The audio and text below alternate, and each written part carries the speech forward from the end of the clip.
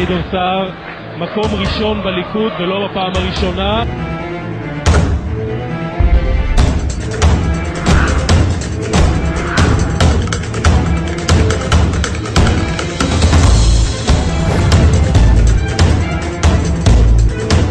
היום יוצאת לדרך אחת המהפכות החברתיות החשובות בתולדות ישראל. נגדיל את השוויון בחברה הישראלית.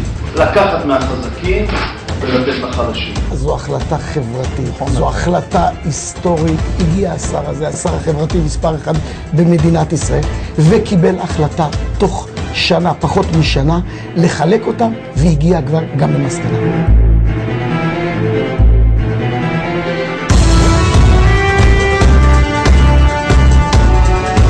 אנחנו נפעל בכל האמצעים לצמצם את היקפי המסתננים הבלתי חוקיים כאן. אנחנו יכולים להתחיל להרחיק מסתננים ממרכזי הערים שלנו, וזה חשוב. אין להם זכות קנויה להיות במרכזי הערים. ומיעוט זעיר בשנים האחרונות של עשרות מתוך אלפים הוכרו כפליטים, וזאת האמת. ההטעיה של הציבור, כאילו אם אנחנו נוותר כאן לא יבואו עוד. אתם יודעים שיבואו עוד, אבל אתם רוצים מדינת כל מסתנניה. אתם חותרים למדינת כל מסתנניה.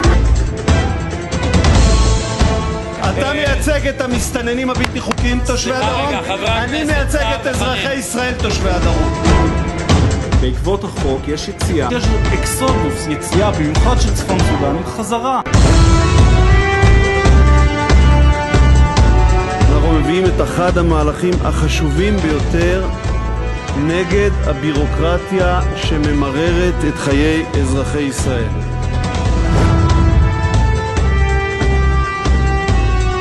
היום עם ישראל יכול לחייך, כי יותר אור זה יותר שמחה. שעת האור הנוספת הזאת לאזרחי ישראל שחוזרים מיום עבודה, לא בחושך.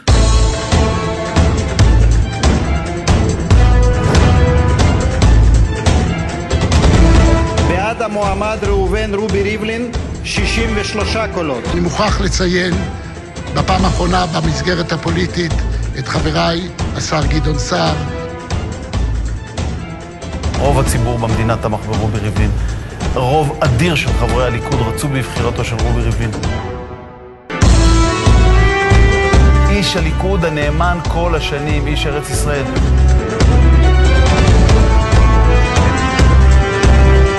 ואם היה ספק למישהו, אני מבקש להבהיר. באריאל תהיה אוניברסיטה.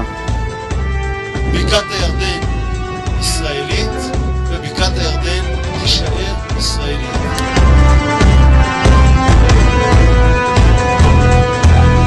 ראינו כיצד עקירת ההתיישבות בגוש קטיף פוגעת באופן ישיר בביטחון. ההתיישבות ביהודה ושומרון היא חומת המגן של אזרחי ישראל בשפלת החוף, במרכז, בגוש דן, בירושלים, ולכן צריך לשמור עליה ולחזק אותה. השבת היא השבת של כולנו, היא המורשת המשותפת של כולנו. לכבוש עוד נתחי שוק באמצעות עבודה ביום המנוחה השבועי, זה באמת המורשת של העם היהודי.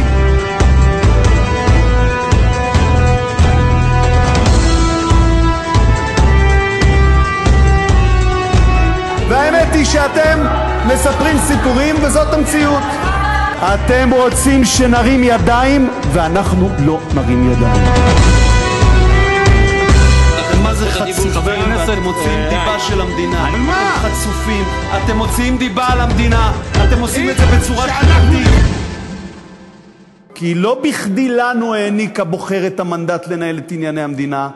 הוא ידע למה הוא נותן את זה לנו ולא לכם.